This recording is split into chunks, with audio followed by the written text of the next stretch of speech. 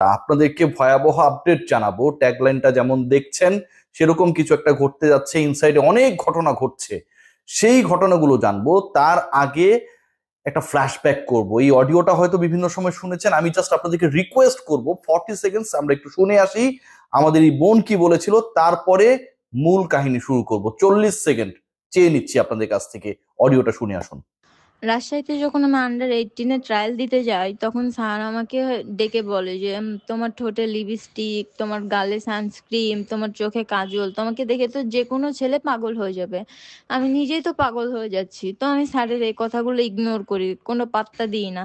পরে হচ্ছে আমাকে আবার কল দিয়ে বলে যে তুমি ঢাকায় আসলে আমার সাথে আলাদাভাবে দেখা করবা, তোমার রুমমেট যখন থাকবে না তখন তুমি আমাকে কল দিবা, আমাকে ফোর্স করবা।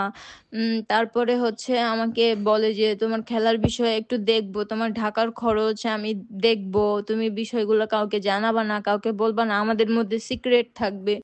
যেই রোমান্টিক মানুষটার ব্যাপারে ব্যাখ্যা করছিলেন বা বর্ণনা করছিলেন, অথবা সেই বিরক্তিকর ভয়াবহ অভিজ্ঞতার কথা বলছিলেন, আমাদের বয়সভিত্তিক দলের এক ক্রিকেটার, আমি তার নামটা উল্লেখ করবো না, অনেক জায়গায় করা হয়েছে, আমি বলতে চাই না তার নাম, কারণ তিনি ভিকটিম।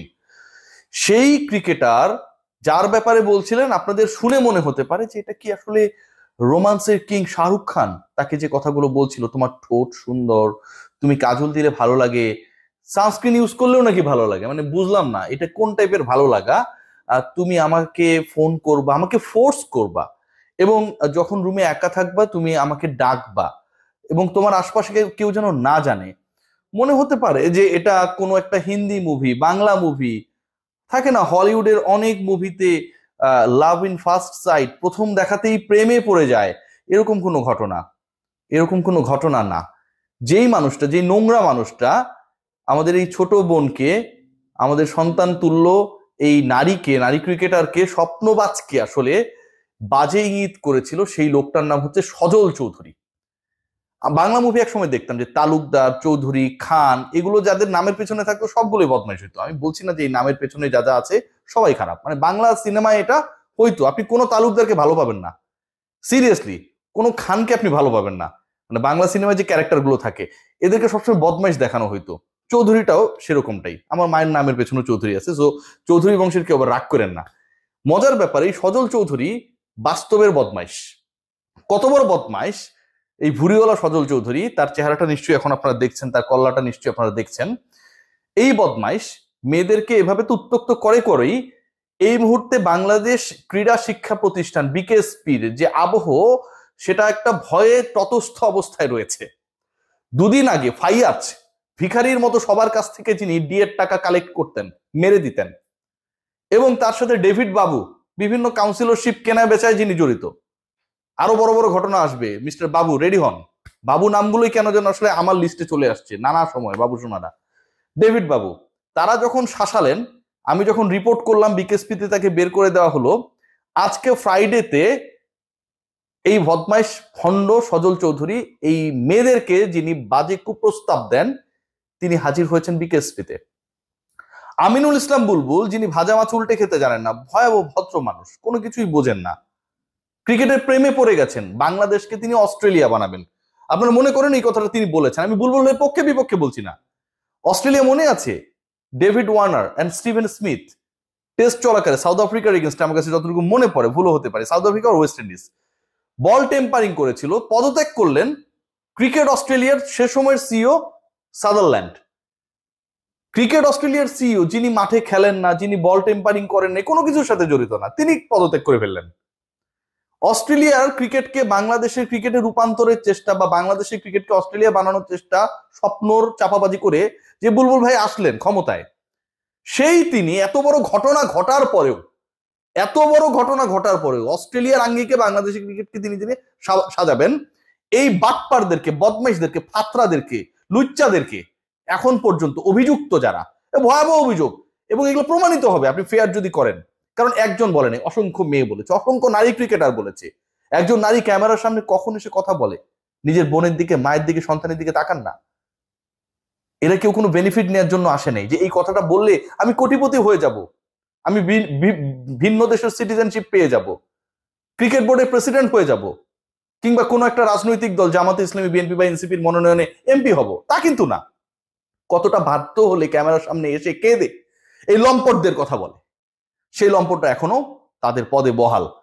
বাংলাদেশকে অস্ট্রেলিয়া বানানোর স্বপ্ন দেখা বুলবুল ভাই, যেহেতু অস্ট্রেলিয়ান টাইমের সাথে আমাদের এই মুহূর্তে 5 ঘন্টার ডিফারেন্স, তিনি সম্ভবত ঘুমিয়ে থাকেন যখন সজল চৌধুরীরা নোংরামি করার জন্য আজকেও বিকেএসপিতে যায়। আটকাতে পারেন না। কালো একটা গাড়িতে করে গিয়েছে, টয়োটা এলিয়ন, নাম্বারটা আমি এখনো পাইনি, স্যাটেলাইট থেকে ভালোভাবে আসে নাই। সেটাই করে এক মাঠ থেকে আরেক মাঠে গেছেন, হাঁটেন নাই এবং খুব তাড়াহুড়ার মধ্যে ছিলেন যদি ছবি আমি পাওয়া যাই। সেটা তো আমি পাবোই, আপনি ওখানটায় গেছেন আমি পাবো না? ভাবতে পারেন বাংলাদেশ ক্রিকেটের সাথে জড়িত মেয়েদেরকে কি পরিমাণ pressure from the mother organisation Bangladesh cricket board থেকে দেয়া হচ্ছে। টেকনিক্যালি সজল চৌধুরী, ফাইয়াজ, ডেভিড বাবুরা মেয়েদেরকে এখনো অ্যাকিউজ, যারা আরো 8 দিন আগে যারা অ্যাকিউজ, তারা এখন পর্যন্ত ওএসডি না। এই যে কমিটি করা হয়েছে, এই কমিটি কি করছে এটাও কিন্তু একটা বড় প্রশ্ন। 2-3 দিন পর পর আমরা নিউজে দেখি যে তৃতীয় দফা, দ্বিতীয় দফা ঢাকার ডিসি চেঞ্জ করা হলো, 14টা জেলায় 15টা জেলায় জেলা প্রশাসক চেঞ্জ করা হয়েছে। কেন ভাই, কেন হয়েছে? তারা তো কোনো অপকর্মে অ্যাকিউজ না, দায়িত্বই পালন করছেন আমাদের যারা সম্মানিত জেলা প্রশাসক।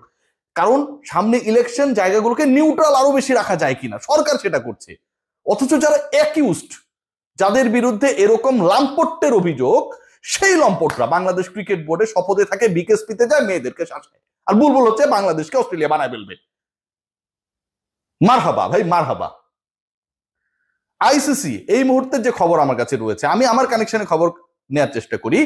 এই যে ঘটনাগুলো ঘটেছে, Jahanara is not only a case, Jahanara কিন্তু একটা সিঙ্গেল কেস না।